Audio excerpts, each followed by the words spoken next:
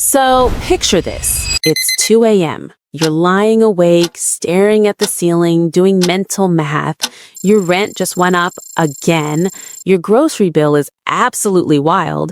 And meanwhile, you've been busting your butt at work for over a year now. But your paycheck? Still the same number it was on day one. You know you deserve more money. You know it. But the thought of actually walking into your boss's office and asking, that makes you want to fake your own death and move to another country. Yeah, I get it. But here's the thing. Staying silent is costing you way more than one awkward conversation. Today, I'm going to tell you some real stories about people just like you who asked for raises and actually got them. And then we're going to break down exactly how you can do it too.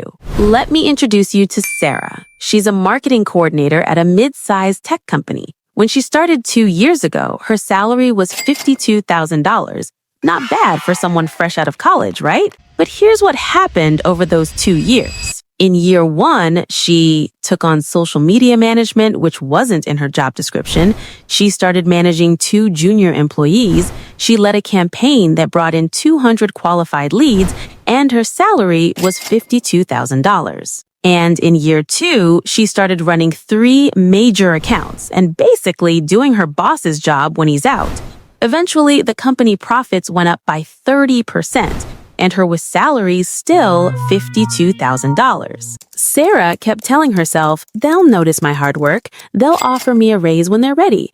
Month after month, she waited and waited, and nothing happened. Then one day, a coworker casually mentioned their salary. Turns out, someone who started after Sarah, doing less work, was making $8,000 more. That was Sarah's breaking point. She was done waiting to be noticed. So Sarah did something she'd never done before. She went on Glassdoor, PayScale, and LinkedIn. She looked at what people in similar roles were actually making. And guess what? The market rate for her position was $60,000 to $66,000. She was being underpaid by at least $8,000. Sarah noticed that Glassdoor average was $63,000. On LinkedIn, the range was $60K to $66K, while her current salary was $52,000, meaning she was underpaid by $11,000. Armed with this info, Sarah scheduled a meeting with her boss. She was terrified, like physically shaking. But here's what she did right. She didn't walk in and say, my rent went up or I need more money. Instead, she had a meeting with her boss and said, I've really enjoyed my time here and I'm excited about continuing to grow with the company. Over the past 2 years, my role has expanded significantly. I'm now managing 3 major accounts and 2 team members, and I grew our Instagram following from 5,000 to 50,000 followers in 6 months, which generated 200 qualified leads. Based on market research for similar roles in our area, I'd like to discuss adjusting my salary to $63,000 to better reflect my current contributions. Notice what she did? She focused on the value she delivered instead of her personal financial needs. She brought specific numbers. She tied everything back to how she helped the company. And you know what happened? Not the full $11,000 she wanted, but $60,000 and 15% increase. That's an extra $8,000 a year. Over her career, that initial negotiation will compound to hundreds of thousands of dollars more, all because of one 20-minute conversation she was terrified to have. Okay, but what if they say no? Let me tell you about Jake.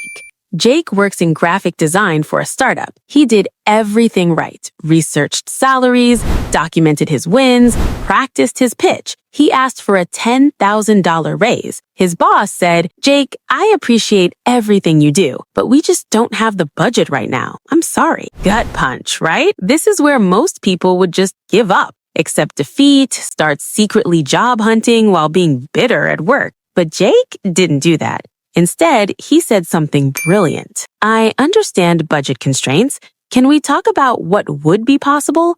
If a $10,000 raise isn't in the budget, what about a smaller increase now with a clear path to the full amount? And here's what's crazy. His manager couldn't give him the full raise immediately, but they agreed to a 6-month review with clear goals that would lead to a 15% salary bump if met. But that's not all. Jake also got extra vacation days and flexible work options right away. Jake's no turned into a 6-month path to 15% raise with clear goals, 3 extra vacation days immediately, an opportunity to work from home 2 days a week, and a professional development budget of $2,000. See what happened? Jake didn't just accept no, he showed flexibility and reframed the conversation. He turned a rejection into multiple wins. And 6 months later, Jake hit those goals and got his full raise. The lesson? No doesn't mean never. It might just mean not right now or not in that exact way. Okay, before we get to your game plan, let's talk about the stuff that'll totally tank your chances.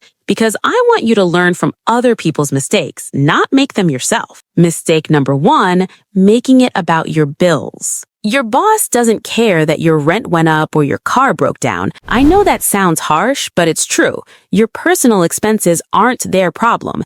They care about what you do for the company. Mistake number 2, being wishy-washy. Words like hope, maybe, and possibly make you sound like you don't even believe you deserve it. If you don't sound confident, why should they pay you more? Mistake number 3, threatening to quit. Listen, give me a raise or I'm out might work in movies, but in real life, your boss might just say, okay, bye. And then you're scrambling. Mistake number 4, not doing research. Walking in and just throwing out a random number is a bad move. You need data. Otherwise, you're just hoping. And hope is not a strategy. Here's a wild stat. 55% of people accept job offers without any negotiation.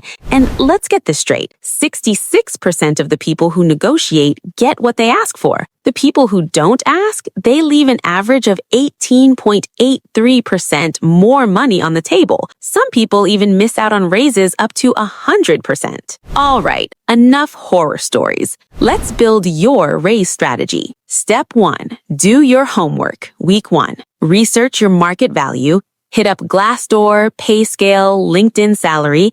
Check the Bureau of Labor Statistics. Look at job postings for your role in your city. Find your salary range. Document your wins. What projects did you lead? What revenue did you generate? What problems did you solve? Turn vague wins into specific numbers. Not just I improved social media, but I grew followers from 5K to 50K in 6 months, which generated 200 qualified leads. Check company health. Is your company profitable or struggling? A company in decline may not have budget for raises.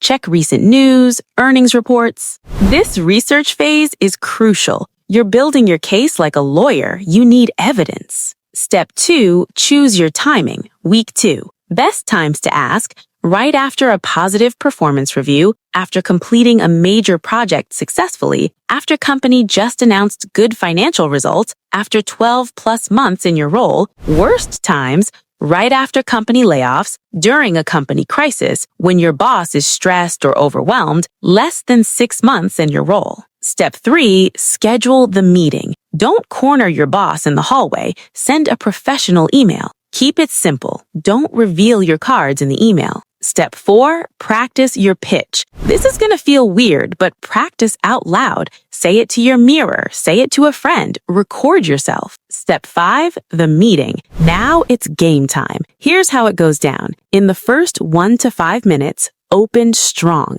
Express genuine enthusiasm for your work. Thank them for meeting. Set positive tone. Then, within 5 to 15 minutes, present your case. Share your accomplishments with numbers. Show your market research. State your desired salary. Use a range. If you want 4%, ask for 5 to 6%. Give a specific target number, not just a range. Employers will stay at the bottom of a range. Then, between 15 and 20 minutes, listen and respond. Let them process. Answer questions. Be ready for, I need to think about it. Step 6, handle the response professionally. If they say yes, get it in writing. Thank them professionally. Ask when it goes into effect. If they say, let me think about it, say, that's totally understandable. When should I follow up? Then set a specific date. Send a thank you email summarizing your conversation. But if they say no, don't panic. This is not over. Try plan B. Ask for alternatives by saying, what's driving that decision? Is it tied to my years of experience or something else I can work on? Or can we schedule a review in 3 to 6 months? What specific goals would I need to hit? Or if salary isn't flexible, could we discuss extra vacation days, remote work options, or a professional development budget? If I'm at my level's salary cap, can we discuss a promotion path to get a new title and the compensation that comes with it? Remember, creating multiple options gives room for creative solutions rather than just yes or no. Look, I'm going to be real with you for a second. Asking for a raise is uncomfortable. It sucks. Your heart will race. You might feel like you're being greedy or demanding. You might worry they'll think you're ungrateful. But here's what I need you to understand. The math behind this, which is negotiating $5,000 more at age 25 with 5% annual raises over 40 years equals $634,000 more in lifetime earnings. That's not a typo. $600,000 from one conversation. Your company isn't going to just give you more money out of the goodness of their hearts. In business, you don't get what you deserve. You get what you negotiate. And honestly, at least 70% of managers expect you to negotiate. If you don't, they're not thinking, wow, what a team player. They're thinking, great, we saved some money. So yeah, it's awkward. But you know what's more awkward? Being 45 years old and realizing you're hundreds of thousands of dollars behind where you could have been because you were too scared to have a 20-minute conversation when you were 25. All right, let's recap what we learned today from Sarah and Jake. Research market rates for your specific role, document your wins with specific numbers, time it right, after wins, when company is doing well, practice your pitch out loud, present data, not personal problems, give a specific number based on research, have plan B ready if they say no. Remember, not asking equals definitely not getting. One awkward conversation could literally change the trajectory of your entire financial life. You're not being greedy, you're being smart. Now get out there and get your money. You've earned it. If this helped you, hit subscribe. Next week, we're breaking down the 50-30-20 budget rule with real examples. No more living paycheck to paycheck. See you then, Clueless Crew.